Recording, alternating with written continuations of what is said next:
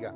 El capítulo número 8 del Evangelio según San Juan, en el verso número 10 y 11, leemos la palabra del Señor nuestro Dios. Hoy voy a predicar un tema relacionado con una pregunta. ¿Dónde están tus acusadores? Esa es la pregunta. Yo espero que todos los que somos hijos de Dios en la iglesia sepamos que aunque hay un acusador latente, vigente, ¿verdad? Vigentes que está ahora, sepamos que no hay acusación que Él pueda hacer en contra nuestra que pueda lograr su propósito de destrucción, de aislamiento, de denigración de nuestras vidas. Pero yo quiero que usted entienda, en un momento se lo voy a explicar, usted que no ha recibido al Señor, usted tiene un grave problema en su vida. Y se lo voy a decir con todo el corazón y con mucho respeto. Amén. Vamos todos a leer el verso número 10 y dice la palabra del Señor nuestro Dios, capítulo 8 de San Juan y verso 10, dice: enderezándose Jesús y no viendo a nadie sino a la mujer, le dijo: mujer, ¿dónde están los que te acusaban? Ninguno te condenó. Verso 11, ella dijo, ninguno, Señor. Entonces Jesús le dijo: ni yo te condeno, vete y no peques más. Vamos todos a orar. Dios y Padre, gracias por darnos el privilegio de poder cantar, de poder exaltar y bendecir tu nombre, de poder manifestarte, Dios, nuestra fidelidad y nuestra integridad. Cuando venimos ante ti, Señor, y traemos delante de ti un poquito de lo mucho que tú nos has dado. Hoy hemos leído ya, Dios, tu palabra. Hoy, Dios mío y Señor mío, te pedimos que tú nos hables a través de ella, que bendigas nuestras vidas, que tú, Dios Santo, te glorifiques, que cuando nosotros salgamos de este lugar, los que somos ya tuyos por la redención que pagaste por nuestras vidas, sigamos haciendo tu perfecta voluntad, amándote más y sirviéndote más, Señor. Y los que aún todavía no te han recibido, Señor, puedan tener la iluminación de parte de ti por la gloria y el poder de tu Santo Espíritu, para que sean también salvos, Señor, por tu obra redentora. Amoroso Dios y bendito Señor, te pedimos todas estas cosas por la grandeza de tu nombre, el nombre de Jesucristo de Nazaret. Amén y amén. Siéntense, por favor. Hoy, antes de darles lo que es la definición de la palabra acusador, quiero que sepan que la palabra de Dios dice algo que nosotros tenemos que poner atención en lo que oímos. ¿Por qué?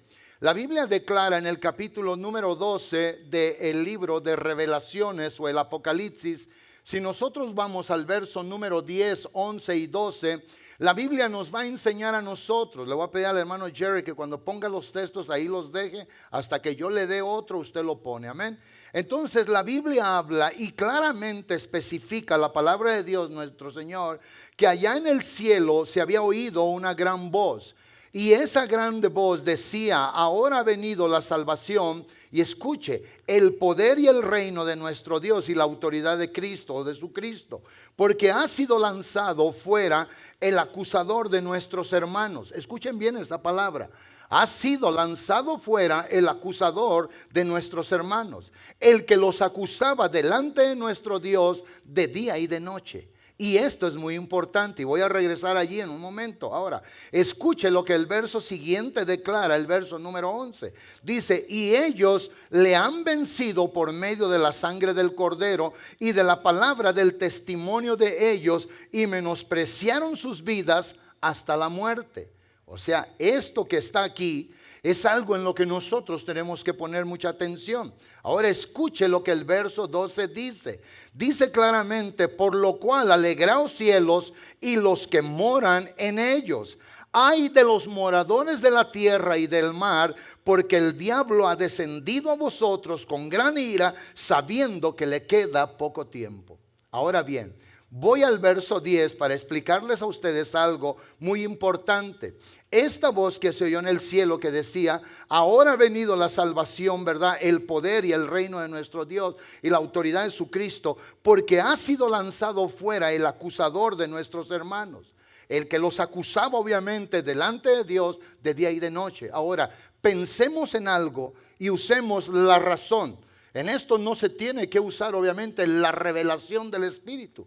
En esto podemos usar la razón. ¿Por qué no acusa el diablo a otra gente, solamente a los hermanos, a la iglesia, a los redimidos de Dios? Porque eso es lo que dice. Es el acusador de nuestros hermanos. Es el acusador el que los acusa delante de Dios de día y de noche. ¿Por qué no acusa el diablo a la gente perdida? Lo digo con mucho amor y mucho respeto. Lo que él ya tiene en su mano, no tiene por qué estarlo buscando más.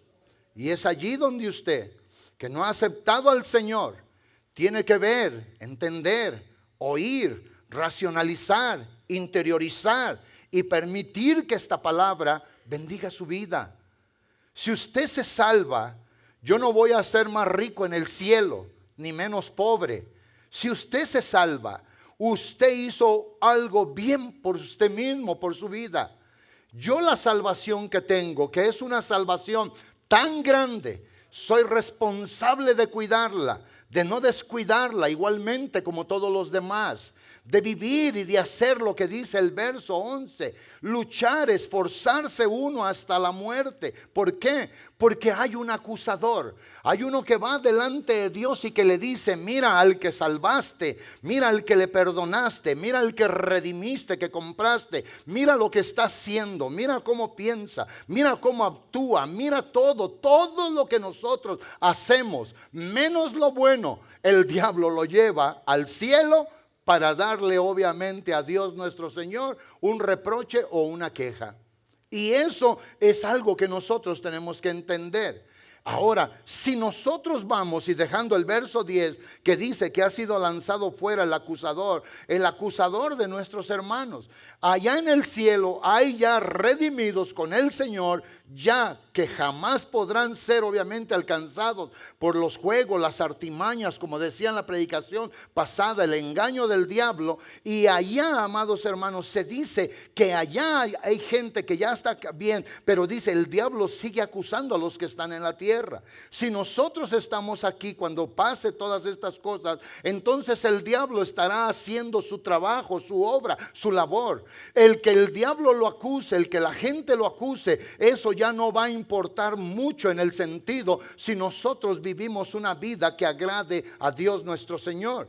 Por eso el verso 11 dice, y ellos le han vencido. Era como yo decía la semana pasada, que cuando el acusador, el enemigo, el diablo, el que es como un león rugiente, el que anda como un león rugiente, no es un león rugiente, actúa como él. Entonces dice la palabra del Señor, ellos le han vencido. ¿Cómo? Por medio de la sangre del Cordero. Lo que el Señor ha hecho con nosotros, la sangre que nos lavó, el precio que se pagó por la iglesia, ellos lo han vencido de esta manera. Y de la palabra del testimonio de ellos es que nosotros testificamos: yo soy de Dios, Él pagó el precio, su sangre poderosa me lavó, yo he creído en Él y sigo creyendo en Él. Y eso es lo que le debemos de decir al enemigo todos los días que venga a nuestra vida, para hacernos sentir una vida miserable, para sumirnos en ese estado de vida, amados hermanos, de donde el Señor nos rescató. Y dice la palabra, y estos menospreciaron sus vidas hasta la muerte. Eso también, que ya no nos importe lo nuestro, que nos importe lo que Él ha hecho y conservarlo. Si tenemos que estar, si tenemos que venir, si tenemos que someternos, como decía la predicación pasada según Santiago 4:7, hay que someternos a Dios, hay que dejar que Él mande, que Él reine, que Él gobierne, que Él haga lo que sea en nuestra vida, porque Él quiere lo mejor para nosotros. Y nosotros tenemos que menospreciar nuestra vida, no estar conectados con este mundo y con las cosas de este mundo, sino tener nuestra mirada en el cielo, donde está nuestro Salvador y de donde le veremos venir un día para que nos lleve a casa para siempre. Alguien de veras le da un aplauso al Señor con todo el corazón. Y lo que dice ahora el verso número 12, dice: por lo cual alegraos cielos y los que moran en ellos. Ay de los que están obviamente en la tierra y el mar. Ay de los moradores de la tierra. Ay de estos. Hay personas que en ocasiones dicen: yo no recibo al Señor ahora, si viene la gran tribulación y todo, voy a tener tiempo de arrepentirme. Créame una cosa, que hoy es el momento preciso, hoy es el momento indicado, hoy es el momento más amable de parte de Dios. Hoy es el año agradable del Señor. Hoy Dios pone la mesa para que uno u otro solamente venga y tome. La palabra de Dios obviamente declara, y nomás escuchen esto en Lucas capítulo 4 y verso 19, cuando se predica el año agradable del Señor, es cuando se predica el favor de Dios, la misericordia de Dios, la compasión de Dios nuestro Señor. Pero cuando la Biblia dice: ay de los moradores de la tierra y del mar, porque el diablo ha descendido a vosotros con gran ira, sabiendo que le queda poco tiempo. Él va a querer hacer claramente en una estocada final a la humanidad lo que está la palabra diciéndonos desde la semana pasada. Según San Juan 10:10, el diablo viene para matar, para robar, matar y para destruir. Pero el asunto es que después del punto y de la coma, yo he venido para que tengan vida y para que la tengan en abundancia. Los que hemos recibido la abundancia de parte de Dios nuestro Señor, su infinito amor y su gran misericordia, esa es una bendición poderosísima para nosotros que Dios nuestro Señor obviamente nos ha dado. Entonces ahora, volviendo a lo que nos va a ocupar, es en la pregunta donde hoy se hace. Una pregunta aplicada en la retórica, sin obviamente hacérsela directamente a nadie. ¿Dónde están tus acusadores? ¿Dónde está la muerte que te acusa? ¿Dónde está el pecado que te acusa? ¿Dónde está el diablo que te acusa? ¿Dónde está aquel que quiere obviamente hacer estragos en tu vida? Y comprendiendo lo que significa la palabra acusador, dice según el diccionario de la Real Academia Española, dice: un acusador es quien acusa a alguien de un delito o de una falta. Es decir, un acusador es el que presenta una acusación delante de alguien. Y no necesita ser superior o inferior. Un acusador es el que presenta una falta. Es aquel que presenta, obviamente, presenta una acusación delante de alguien. Y por eso hoy nosotros, los que somos del Señor, debemos de abstenernos, como dice la Biblia en primera a los Tesalonicenses 5:22. ¿Y qué es lo que dice la Biblia? Que nosotros debemos de abstenernos de toda clase de mal. ¿Por qué? Porque si no nos abstenemos de esto, el enemigo entonces tendrá pólvora para hacer obviamente fuego, tendrá mechas para encender, bules o balas para dispararnos, acusándonos delante de Dios nuestro Señor. Ahora, el significado de la palabra acusador, según la Biblia dice esto: el acusador es Satanás, también conocido como el diablo, la gran serpiente o el gran dragón, cuyo rol principal es acusar a los creyentes ante Dios de día y de noche, según lo que estuve leyendo en Apocalipsis. Y dice, recordándoles sus pecados, o sea, delante de Dios, para desacreditarlos y apartarlos de la gracia divina que los ha exaltado, aunque sus acusaciones son obviamente neutralizadas por la intercesión de Jesucristo, nuestro abogado defensor. Entonces hoy nosotros no tenemos a los hermanos de Castro Verde, no tenemos a los Richard Harris, no tenemos a nadie. Tenemos al Creador de los cielos y de la tierra, al Dios Todopoderoso que habla por nosotros y que bendice nuestras vidas en esta gran manera. Y para eso, amados hermanos, recordemos que la acusación es del diablo, la acusación es del enemigo. Todo aquel que acusa a alguien obviamente está uniéndose al enemigo. Por eso la palabra de Dios en Mateo 7 verso 3 al 5, el Señor en el sermón del monte les enseña a aquella gente tratando de elevar la moral en sus vidas, y les dice el Señor estas palabras en Mateo 7 obviamente del 3 al 5. ¿Y por qué miráis la paja que está en el ojo de tu hermano y no echas de ti fuera la viga que está en tu propio ojo? Y luego dice enseguida, o cómo dirás, esto es obviamente importante, a tu hermano, déjame sacarte la paja de tu ojo y he aquí la viga en el tuyo. Y esa palabra hipócrita creemos hoy en este tiempo de la vida que es una palabra dañina. No, un hipócrita es aquel que cambia de vista, cambia de sentido, cambia de aptitud, cambia de posición, cambia de entendimiento cuando le conviene. Eso es lo que quiere decir. Y el Señor dice: saca primero la viga de tu propio ojo y entonces verás bien para sacar la paja del ojo de tu hermano. ¡Qué increíble! Qué increíble estas palabras, donde nosotros tenemos que entender lo que Dios nuestro Señor quiere. ¿Y saben qué? Si el diablo no puede lograr su propósito al acusarnos, no lo puede lograr tampoco un hermano. Pero usted puede tener una crítica constructiva en alguien para poderlo ayudar a salir de su error si se deja, si le acepta el consejo, si desea ser ayudado. Y si no, no va a poder hacer nada. Pero no nos conviene estarle criticando, porque nosotros obviamente hacemos lo malo. Y el Señor nuestro Dios obviamente le dice estas palabras a la gente que le estaba enseñando para elevar, insisto, su moral y para que ellos fueran más buenos. Por eso hoy la afirmación de Jesús, cuando habló según lo que leímos en la palabra de Dios, en el capítulo número 8, contra aquella mujer que vinieron aquellos a condenarla. Mujer, ¿dónde están los que te acusaban? Según la Biblia en el verso número 10. Enderezándose Jesús y no viendo a nadie, sino a la mujer, le dijo: mujer, ¿dónde están los que te acusaban? Ninguno te condenó. ¿Y saben por qué no la pudieron condenar a la mujer? Porque en el contexto anterior de la palabra, la Biblia dice en el verso 8 y 9 que aquellos hombres insistiéndole pues, por eso dice, inclinándose de nuevo hacia el suelo, siguió escribiendo y la gente le insistía. Y en el verso 9 dice: pero ellos al oír estas cosas, al oír estas palabras, ¿qué fue lo que oyeron? Al oír esto, dice, acusados por su conciencia, salía uno a uno, comenzando desde los más viejos hasta los postreros. Y dice, quedando solo Jesús y la mujer que estaba en medio. ¿Y saben qué fue lo que dijo el Señor Jesús?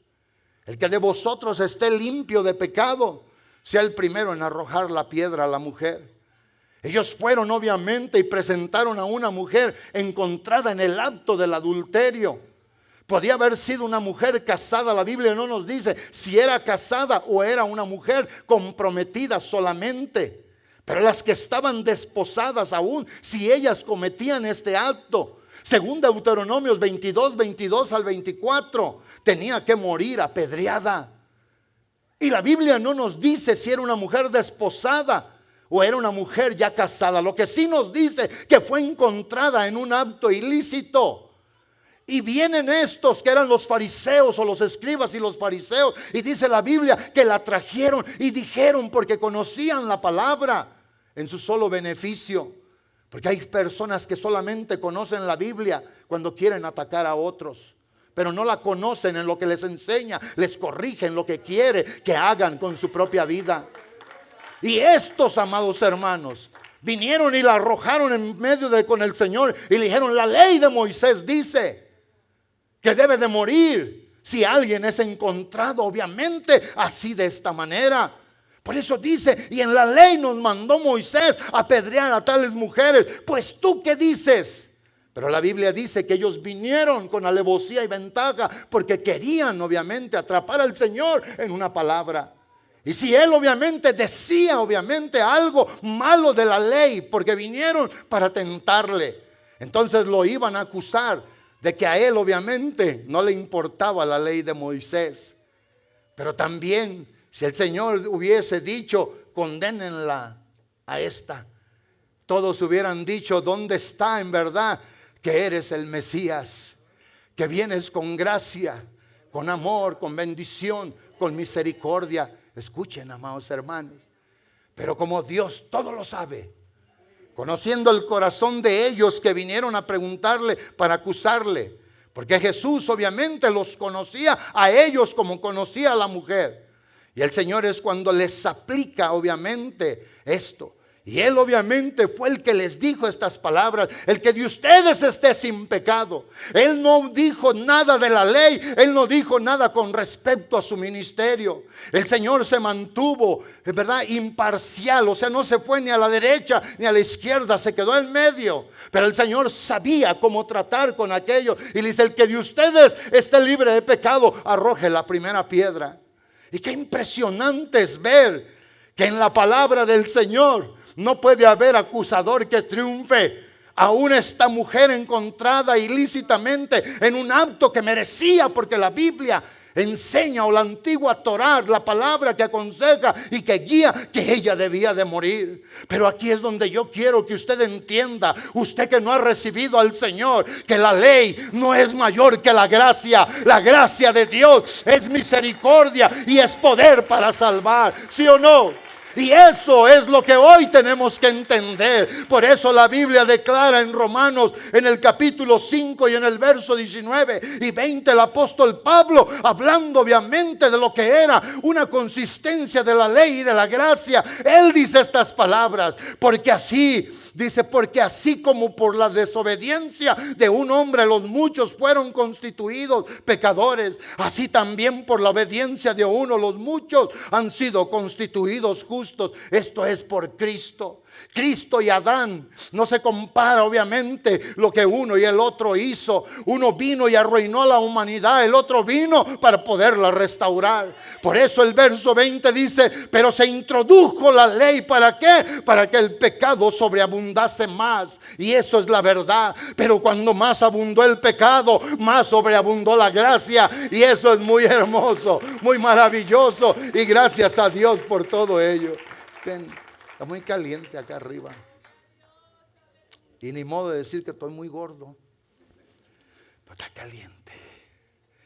Qué hermoso es ver la naturaleza de la ley y de la gracia. No se comparan. La gracia es superior a la ley y Dios nuestro Señor nos lo muestra de una y de otra manera.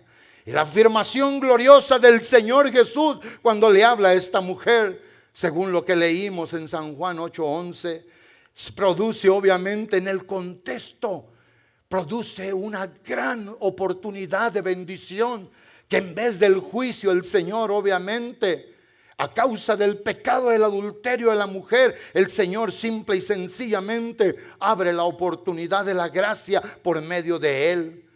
Jesús obviamente llevó a estos hombres, a los escribas y a los fariseos, después de haber sido ellos quienes acusaban a la mujer, a ser acusados con sus propias conciencias, a ser acusados con su propio pecado. Ellos podían ver llegado y ver pensado y ver dicho: el que perdona pecados está aquí, el que obra gracia y misericordia abundante está aquí. Podían, en vez de ver enseguida empeñados en hacer lo malo, hubieran corrido al Señor, hubieran inclinado una rodilla, se hubieran puesto delante de él y si le hubieran dicho: Señor, mira que soy un pecador, mira que necesito tu ayuda, él hubiera extendido sus manos, él hubiera abrazado sus corazones para darles una transformación. Pero la Biblia dice: se empezaron a ir, solamente miraron que tenía como autoridad cuando querían que él obviamente condenara a la mujer, pero no miraron su autoridad para perdonar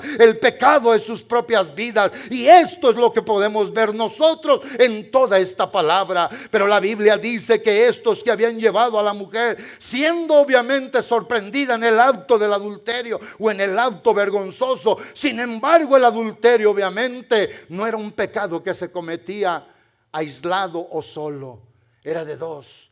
¿Y dónde estaba el hombre? Esa es la cuestión. ¿Dónde estaba el que había pecado con ella?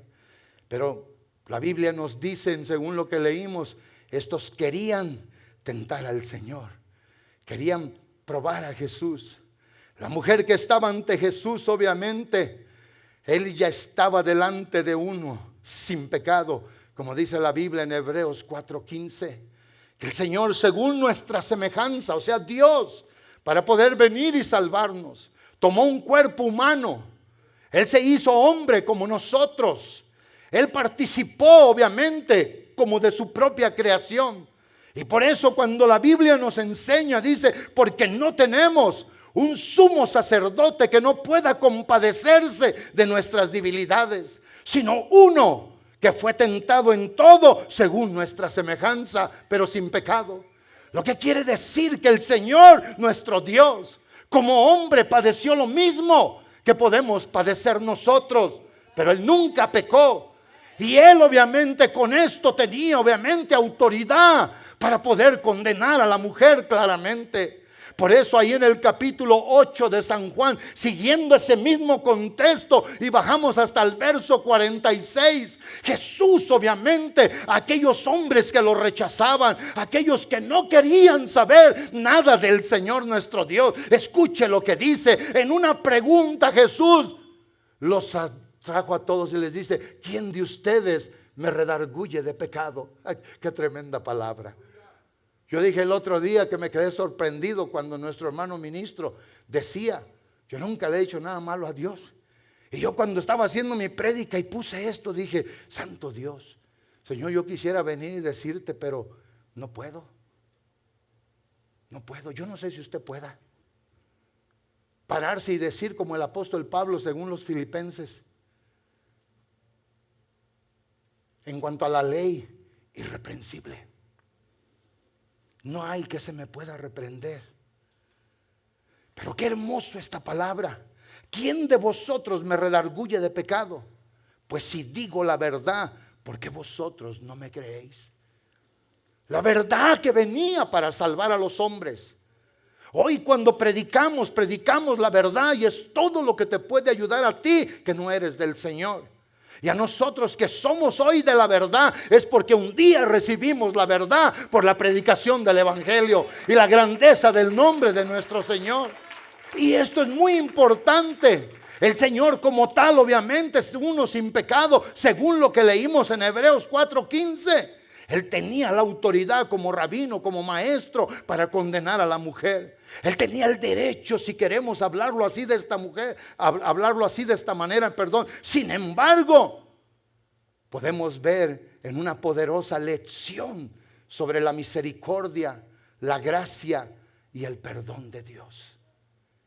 Si la misericordia, la gracia y el perdón de Dios no te puede ayudar, no habrá nada más que te pueda ayudar.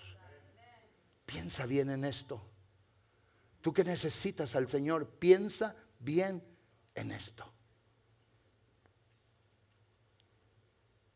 En días pasados, alguien hablando de mí, de mi persona, dijo: no, dice, díganle al pastor, el pastor es bueno. Y yo me quedé, dije: santo Dios, a mí me llaman bueno y otros me llaman el diablo. No soy el diablo. Y si yo digo, si alguien puede ver a alguien y decir hay mucho bueno en él, no podremos pensar todos, especialmente usted hoy que necesita del Señor, y los que ya lo hemos recibido, que ya lo tenemos, que sabemos lo que nos ha pasado. Hay uno bueno sentado en su trono de gracia, de gloria, de justicia y de verdad. Y yo insisto en esto, que esta poderosísima lección de misericordia, de gracia y de perdón por el amor manifiesto del Señor. Aquella mujer que le dijo: ¿dónde están tus acusadores? No hay ni uno, Señor. Todos se han ido. Ni yo te acuso. Pero vean que la palabra del Señor es determinante en el sentido que Él no es cómplice del pecado. El Señor obviamente con una sola aplicación de palabra, con amor al corazón de la mujer, le insistía, le enseñó, le dijo: vete, pero no peques más, porque el pecado te puede destruir. El pecado te va a apartar de mí, como decíamos en las predicaciones pasadas. El pecado, el hablar mal, el pensar mal, el obrar mal, te va a apartar de mí. Vete y no peques más, fue lo que el Señor le dijo. Y yo insisto que no se sabe nada de esta mujer, más lo que la Biblia nos dice. Cometió una falta, un pecado, si es cierto. No sabemos si era casada, no sabemos si era solo comprometida, y eso es verdad. Pero lo que sí sabemos, que fue el objeto del amor, de la misericordia y de la compasión del Dios que es amor. Y eso te puede pasar a ti. Eso te puede pasar a ti. El diablo no te va a acusar, nosotros no te vamos a acusar. El diablo acusa solamente a los que Dios ha hecho algo para bendecir sus vidas. Entonces hoy es importante que la revelación de la gracia y la misericordia de Jesús frente al juicio legalista de aquellos hombres, obviamente fue mostrando que Él no vino a condenar. Él no vino a condenar. Hermanos, un día yo leo la carta a los hebreos y llego al punto donde por esta fe Noé condenó al mundo antiguo. Dios usó a un hombre para traer el juicio sobre toda la humanidad que existió en aquel día. ¿Pero por qué? Porque hubo un hombre con su esposa y con sus hijos y con sus nueras que creyeron a Dios y se subieron al arca. Por esa fe, por lo que él le creyó a Dios, que venía el diluvio donde nunca había llovido. Entendamos esto. El Señor nuestro Dios, mire lo que dice San Juan 3, 16 y 17. Porque de tal manera amó Dios al mundo, ya lo amó, ya le dio el beneficio, ya le dio de lo que tenía que darle. Para que todo aquel que en Él crea, ha dado a su Hijo unigénito para que todo aquel que en Él cree, puesto en el presente, cree. Si crees hoy, si creíste hace 20 años, si creíste hace 30, si creíste hace un mes, para que todo aquel que en Él cree no se pierda, mas tenga la vida eterna. Y es hermoso eso. Y más hermoso también es obviamente enlazarlo con el verso 17, porque Dios, una poderosísima declaración, no envió a su Hijo para condenar al mundo, sino para que el mundo fuese salvo por Él. Yo creo que Dios, al verme a mí, tenía más que miles de razones para condenarme. Yo no sé a ti, pero Él optó no por condenarme. Él optó por extender su mano, por tomarme y sacarme y librarme de la condenación eterna. Dios hoy no te quiere condenar. Dios hoy te quiere salvar, como nos ha salvado a nosotros.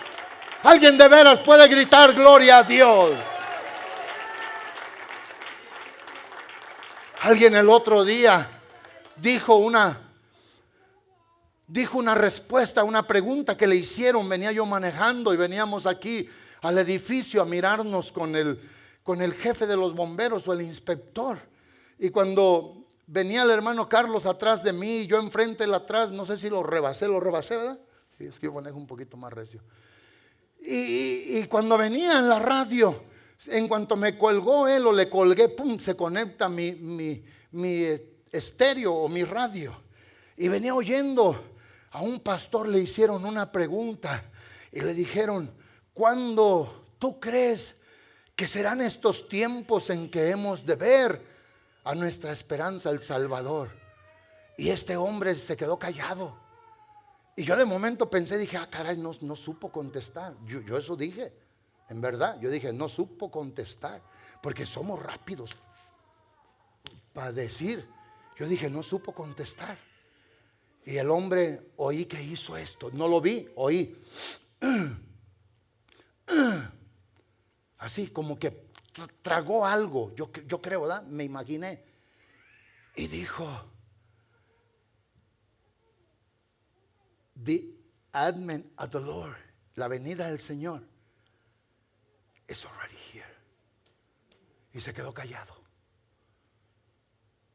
O sea, Dios ya está aquí. Y cuando yo oí eso, amados hermanos, se me subió un escalofrío y se me bajaba. No de temor, no de alegría. Y yo sin más, se me rodaron unas lágrimas sin pensarlo, lágrimas. Yo le dije: Señor, ya ven por nosotros. Sí, la verdad, ya ven. Y todavía venía manejando y yo venía serio en mi camioneta. Le dije: Lord, just come. Ya ven por nosotros, llévanos a casa. Y yo todavía venía diciendo, sí he creído en lo que tú nos dejaste en tu palabra. He creído, Señor, en tu encarnación. He creído en tu sacrificio. He creído que has pagado el precio. He creído que tú nos has rescatado de la condenación eterna. He creído que vas a volver por nosotros. He creído que somos lo que más amas en todo este universo, Señor. Porque la Biblia no dice otra cosa. Y yo le decía, ven pronto, Señor. Y cuando venía acercándome aquí de la propiedad, se me viene algo en mi corazón, una impresión interna y me dice, no piensas en todos los que están perdidos. Yo ya había hecho este plan de púlpito. Este plan de púlpito tenía un mes hecho. Un mes hecho. Era como decía nuestro hermano Fermín el otro día. Las prédicas de los miércoles, con excepción de una, ellos las pusieron. Yo les dije, estoy conforme con esto. Creo que Dios quiere que ustedes hablen de esto. Y yo puse estas del domingo. Hoy ya tengo todas las prédicas, por la gracia de Dios, para el año que entra, el mes del año que viene. Y hoy nosotros tenemos que ver qué es lo que Dios nuestro Señor está haciendo todavía en la vida de los seres humanos. ¿Y saben qué? Para ustedes que necesitan salvación, abre esa puerta, hijo, por favor. Ábrela. Yo sé que va a entrar el aire, pero quiero decir, la puerta todavía está abierta. La puerta todavía está abierta. Todavía puedes entrar. Todavía puedes llegar y hallar buenos pastos. Pastos eternos que según el Salmo 23 te bendigan en tu vida. Todavía puedes. Ya vente, hijo, porque ahora te vas a enfermar y vas a decir, pero el pastor me mandó. Porque a uno lo acusan de todo. ¿Di amén? ¿No amén? Ok. Digan todos amén por nosotros. Amén. Entonces hoy Dios nuestro Señor, Jesús frente a la ley y el juicio legalista de aquellos hombres, mostró obviamente lo que en su misión Él vino a hacer con la humanidad. A salvar, a perdonar, a restaurar los corazones. Y ustedes, amados hermanos, que han recibido tanto del Señor y que les falta un poquito de gratitud,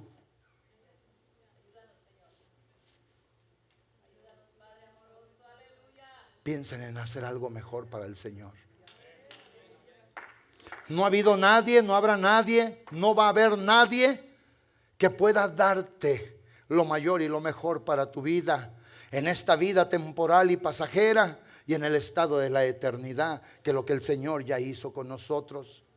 Solo el poder del amor justificador de nuestro Dios con su perdón es el que nos libra de la condenación. Es el que nos pone en el camino de la vida. Es el que nos ha dado tantas cosas imprescindibles. Obviamente la palabra imprescindibles es que nunca antes se nos había dado así. Es que nunca hubo antes algo similar para nosotros. Y esto es lo que nuestro Señor y nuestro Dios hizo con nuestras vidas. La ley versus la gracia. Obviamente los acusadores representaban la ley mosaica que predicaba que obviamente al transgresor le tenía o le pertenecía la lapidación, o sea, forrarlo de piedras. Y en este caso, esta mujer adúltera era todo lo que le esperaba de acuerdo a la ley. Y alguien puede decir, entonces Jesús sí vino a abrogar la ley. No, no vino a abrogarla. Él mismo lo dijo. Él vino a mostrar que su presencia era mayor que el sistema judaico de la ley. Era mejor la gracia de Dios en medio de la humanidad. No vino a decir la ley no sirve, sino lo que el Señor hizo. El Mesías está aquí. El corazón del Dios de la eternidad está aquí. Y está aquí para bendecir obviamente a las personas. Por eso en Juan 1:17, desde el 16, cuando habla de Jesús, que nosotros recibimos gracia sobre gracia. Eso, hermanos, para mí, eso es como dicen en inglés, mind blown. Me vuela la mente a mí esto, porque de su plenitud tomamos todos. ¿Quién? La iglesia, el mundo si lo quiere, del favor, del amor, de la misericordia y gracia sobre gracia. El día de ayer le di un billete a mi nieta, a la mía. Y luego se asomó a la cartera así. Y yo le dije, mosca, ya te dije que no soy mosca, papá. Soy tu niña hermosa. Y le di un billete de a 10 porque la iban a llevar a jugar unos videos o unos jueguitos de niños. Y la niña se asomó, no miró mucho en mi cartera, pero se asomó. Y le digo, ¿qué quieres? ¿Más? Yo dije, ¿cómo desearía haber traído de a 1? Pero traía uno de a 10 y fue el que le di. Traía unos de a 20 que ya no traigo. Pero me dijo, se asomó así. Y me dijo, papá chulo, si en verdad me amas. Y ella tuvo razón. Pero mire, hay que voltear al cielo y dice, porque me amas. Ponle más, Señor, más gracia, más bendición, más de tu favor. No estarle diciendo, hermano, Él ya nos dijo en su palabra, porque de su plenitud tomamos todo. A Él nunca se le acaba. Si yo no me vengo ayer de donde estaba en mi familia, a lo mejor la niña me deja en bancarrota o oración, no. Pero me escapé, dije, ahí nos vemos, yo me voy porque tengo cosas que hacer en mi casa. Y llegamos a la casa a hacer lo que teníamos que hacer. Pero el verso 17 dice, cuando habla obviamente, comparando la gracia con la ley, pues la ley por Moisés fue dada, pero la gracia y la verdad vinieron por medio de Jesucristo. Y esta es la verdad. La gracia es lo que justifica, es el amor de Dios, la misericordia, la compasión, la bondad. Y esto, amados hermanos, fue lo que se nos dio a nosotros. Y es lo que Dios quiere darle a alguien hoy. Que escuches la voz de Dios, como dice el capítulo 3 y 4 de la carta a los Hebreos. Si escuchas hoy su voz, no endurezcas tu corazón. Sería rudo, falta de ética que yo dijera, si tú te salvas, bueno, y si a mí no me importa. Pero no voy a decir eso, porque menospreciaría el sufrimiento, el dolor, el daño que Él mismo llevó, porque Él murió por toda la humanidad. Él predestinó al mundo antes de su formación, con todos los seres humanos que hay en la tierra hoy, los que había en el día de su advenimiento, para hacer misericordia con la humanidad. Y esto es lo que nosotros necesitamos entender hoy en este día. Yo espero que esta predicación en alguna forma a ti que necesitas, sin que te diga tu esposa o tu esposo, que tú puedas oír la voz de Dios por su Espíritu. Y en forma de un resumen, le voy a pedir al pianista, ¿dónde está mi hermanito George? Venga, amigo. En forma de resumen en este texto que es nuestro texto central. Ni yo te acuso, vete y no peques más. Hace días estábamos en el estudio, en la célula, y yo siempre digo estas palabras. No pregunten por mí mucho de mi vida en Ley Tahoe y menos en México. Hoy ya tengo 30 años por la gracia de Dios junto con mi esposa Elizabeth en los caminos del Señor. Diciembre 2 o December the 2nd entregamos la vida al Señor nosotros. El Señor vino, nos halló, nos encontró sumidos en el pecado, la inmundicia y la maldad. No pregunte nadie por mí lo que era. Yo ya se lo he dicho a todo el mundo. Era obviamente escoria y basura debajo de la basura. Ahí me encontró el Señor, abajo del bote de la basura.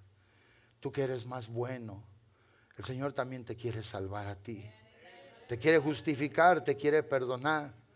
Por eso, en resumen, obviamente, en este contexto de lo que hemos leído según San Juan, del verso 1 hasta el verso número 11, obviamente el pasaje siempre ha sido, porque fue en aquel día y sigue siendo ahora, una poderosa ilustración de la gracia transformadora de Dios. Yo, sin mucho que decir, en ocasiones me remonto a mi vida fuera de la voluntad de Dios y me doy cuenta yo que no hubo nada que me pudo ayudar. Tenía gente que me amaba alrededor de mí. Tenía amigos que me alababan. Gente, recuerdo una maestra en la secundaria donde estudié, y me dijo, ven, Y me metieron a un saloncito y era la madre superiora, porque era una monja de convento que era la directora. Y llegó la maestra Georgina y la maestra se rascó así. Y dijo, Luis, y yo agachado. Dijo, Luis. Y en eso me dijo, veme a los ojos. Y yo levanté la cabeza así y me senté de lado. Me acuerdo hace muchos años en esa escuela. Y le digo a mi esposa, aquí estudié. Bueno, no estudié, aquí venía a hacer vagancias. Y me senté de lado. Y me dijo la maestra Georgina, me dijo, por favor, ayúdanos tú. Yo me asusté. Dije, ¿quieren que les ayude a hacer desorden? Porque era lo que hacíamos. Y me dijo, pórtate bien, todos te siguen aquí. Miren, caminaba yo, y si caminaba como John Travolta. Y si llegaba yo y me paraba junto a una pared, y me paraba ahí, la hilera de bobos como yo, porque hacían lo que yo les decía. Y si yo, ¿quieres jugar? No. Iba y me sentaba, y allá estaba el montón de guajolotes como yo, sentados. Y cuando esta maestra me decía, por favor, ayúdanos, salí de ahí renovado. Y la monjita que estaba allí me dijo, ocupamos tu ayuda. Sé valiente, en verdad que me dijo estas palabras. Sé valiente, tú puedes. Ayúdanos a que todos jueguen, ayúdanos a que todos hagan lo bueno. Y de allí, hermanos, me nació algo en la cabeza. Había basurita, juntan la basura y todo el mundo la juntaba. Y hace poco estuve en Miameca y ahí llegó un amigo mío de la infancia, de los tiempos de la escuela. Y me dijo con unas palabras feas, tú eras esto, eras lo otro. Le dije, qué bien dices, porque ya no soy. Ahora soy un hijo de Dios. Ahora predico la palabra. Ahora enseño el amor del Señor. Ahora soy diferente. Tuve un cambio en mi vida. Amados hermanos, eso es lo que ha hecho el Señor. Pero recordando cómo Dios me ha ayudado. Sé que yo no lo podía haber hecho solo. Aquella maestra y aquella monjita me decían, no lo podemos hacer sin ti. Ayúdanos. Y luego vino la maestra de manualidades y ahí lo enseñaban a uno a coser y lo enseñaban a uno a poner botones. Fíjense, botones en una camisa, a poner zippers, y nos sentábamos ahí con una maquinita, una maestra enseñándonos manualidades. Y recuerdo que ella llegó allí, me volteó a ver, y cuando oyó que yo me levanté y le dije, voy a tratar de hacer lo bueno. Y corrió la maestra Georgina y me agarró las manos. Tú puedes, tú eres inteligente, tú puedes, tú esto, tú lo otro. Y miré que hasta la madre o la señora monjita, la mujer vino y me agarró de la mano y me dijo, ¿verdad que sí nos vas a ayudar? Y yo estaba flaquillo, hermano, tengo unas fotos de eso cuando estaba en la escuela. Estaba delgado así, mucho pelo, mucho pelo. Y recuerdo que me le quedé mirando a ella y le dije, lo voy a hacer. Y cuando salí de ahí, todos serios, nadie hablaba porque querían saber a qué fui. Y les dije, de aquí en adelante todos nos vamos a portar bien, todos. Le dije, nadie va a hacer nada malo, nadie va a hacer desastre ni desorden ni nada. Nadie nos vamos a escapar de la secundaria, nadie vamos a hacer nada. Hermanos, eso me ayudó. O sea, estoy contando esto para decirles que tuve gente al lado de mí que quisieron hacer lo bueno conmigo, empezando con mi propia familia, que no me pudieron ayudar. Recuerdo palabras de mi hermano el mayor cuando lloraba, que me miraba a mí en ese estado de desesperación, cuando hacía cosas inhumanas, queriendo casi acabar con mi vida, y mi hermano lloraba cuando agarraba cables eléctricos y todo, porque no me importaba nada, y lloraba y me dijo, ¿qué puedo hacer para ayudarte? Y yo recuerdo que le decía, no puedes hacer nada, no me puedes ayudar. Estaba dolido con la vida, estaba sentido, no había nada que me diera consuelo, ni ayuda, ni nada. No había golpes que me hicieran entender, no había nada metidas a la cárcel, no había golpes, nada, regaños, nada que me podía hacer nada.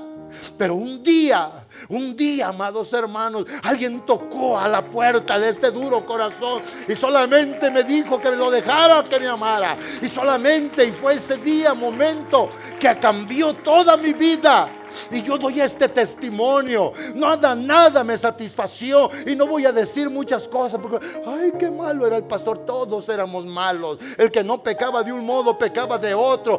Todos éramos necesarios que el Señor viniera a nuestra vida. No había amor, no había consejo, no había palabra, no había caricia, no había nada que me pudiera ayudar. Pero un día sentí algo que llegó y que me transformó, que me cambió, y ahora doy testimonio que soy salvo, que no soy la misma persona. Y eso es lo que el Señor quiere hacer contigo. Quiere que tú tengas tu propia historia. Quiere ayudarte a que seas una nueva criatura. Quiere darte su bendición y protección para que aquel que te tiene en la mano te suelte por el poder de su amor y de su misericordia. Y que cuando Él venga y te acuse, cuando Él venga y diga de ti, y el Señor solamente dirá: yo ya morí por él. Todos los pecados que tenía, los pecados ahora que ha cometido, viene y me pide perdón y se los perdono, porque en mí todavía hay una fuente abierta de gracia, de amor y de misericordia. Vamos a ponernos todos de pie. Yo creo que hay un altar muy grande para que todos vengamos y le digamos al Señor: Señor,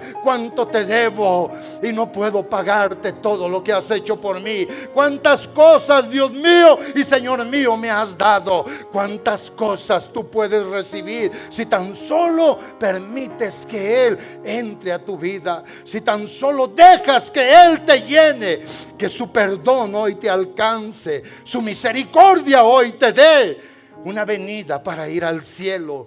Si hoy Dios nos hubiese tratado con la ley, puede ser que ninguno de nosotros hoy estuviera vivo. Pero el Señor no quiso hacer esto. Él obviamente empleó amor, gracia, perdón, misericordia, compasión, y nos lo dio en abundancia, para que el pecador obviamente pueda dejar atrás su pasado y tener una apertura de nueva vida. Eso solamente es posible en Jesucristo nuestro Señor. Obviamente son verdaderamente felices aquellos a quienes Cristo no condena. El favor de Cristo para nosotros al perdonar los pecados, obviamente pasados y hoy los presentes, eso prevalecerá en nuestra vida. Y que escuchemos del Señor: nadie te puede acusar, ni yo te acuso, por eso morí por ti. Hermano Jerry, póngame Romanos 4:6 y vamos a ir hasta el 9. Las mismas palabras obviamente que en el Salmo 32 se expresan.